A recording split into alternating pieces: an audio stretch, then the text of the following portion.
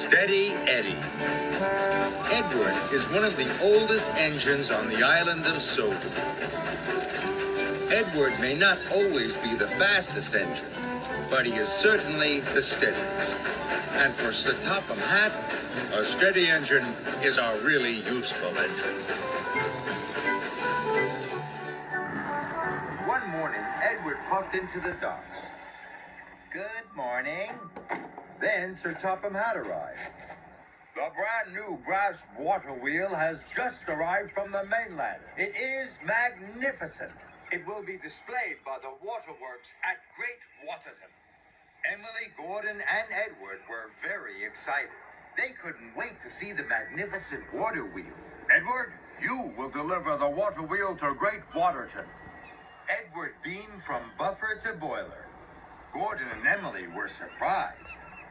I have chosen you, Edward, because you are the steadiest engine. You are to take the express line. It is the smoothest and most direct way to Great Waterton. Gordon gasped. Edward was going to use his express line. Frankie lowered the water wheel onto Edward's flatbed. It had a shiny brass rim that gleamed in the sun. Everyone looked at the magnificent water wheel. Edward the Steady is at the ready. And very slowly, Edward pushed his special out of the docks. Edward puffed up to the junction for the express line. Thomas was waiting. Bust my buffers, Edward. That's a very special. Edward was very happy. He looked ahead. If he took the express line, he couldn't stop for the people to admire his magnificent water wheel. But if he took the other track, he could stop at stations and bridges and sidings. A lot of people would see his special. The signal changed. Edward didn't take the express line.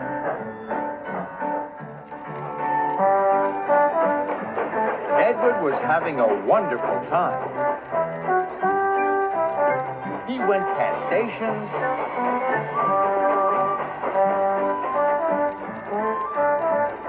under bridges, and past farms. Everyone cheered and waved. Edward the Steady was now Edward the Magnificent. Edward arrived at the junction. The track ahead's in need of repair. But the track ahead led to the school. Edward wanted the school children to see him. So he chuffed on towards the broken track. The track was very bumpy and jumpy. The shiny brass edge of the wheel started to cut into the ropes. But Edward didn't know. At the school, children cheered and waved. Edward wasn't looking at the red signal. Oh, flatten my fender. Edward applied his brakes, but too late. The shiny brass edge of the water wheel cut even deeper through the ropes. Edward knew now his long journey had made him late. Then he had an idea. I will chuff up Gordon's Hill, Edward thought. It's the fastest way to Great Waterton. And, he huffed to himself, the other engines on the hill will all see my special. Edward chuffed and huffed up Gordon's Hill. Oliver and Arthur passed him coming down. They both thought his special was magnificent. But the water wheel was very heavy. Edward huffed and puffed up the hill. At last, he reached the top. But the edges of the water wheel were cutting deeper and deeper into the ropes. Then there was trouble. With a final jolt, the ropes broke. The magnificent water wheel rolled off Edward's flatbed. Fizzling fireboxes. Gordon was further down the hill with flatbeds of scrap iron. The water wheel rolled down the hill. It bounced onto Gordon's flatbed. Now, Edward's magnificent water wheel was on its way to the smelters. Edward had to get to the smelter's yard before Gordon.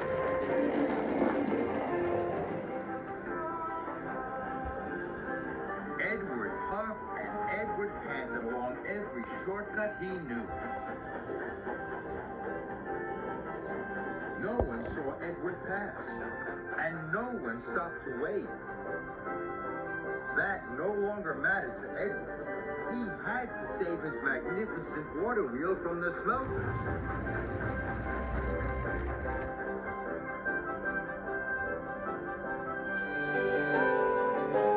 Gordon puffed slowly into the smelter's yard. He pulled up outside the smelting shed.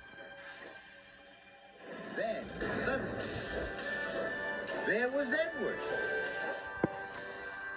Gordon was surprised. Edward the Steady had won his race against the fastest engine on Sodor. The magnificent water wheel was once again tied down to Edward's flatbed. Edward the Steady, once more at the ready. And his wheels clickety-clacked without a cheer or a clap along the way.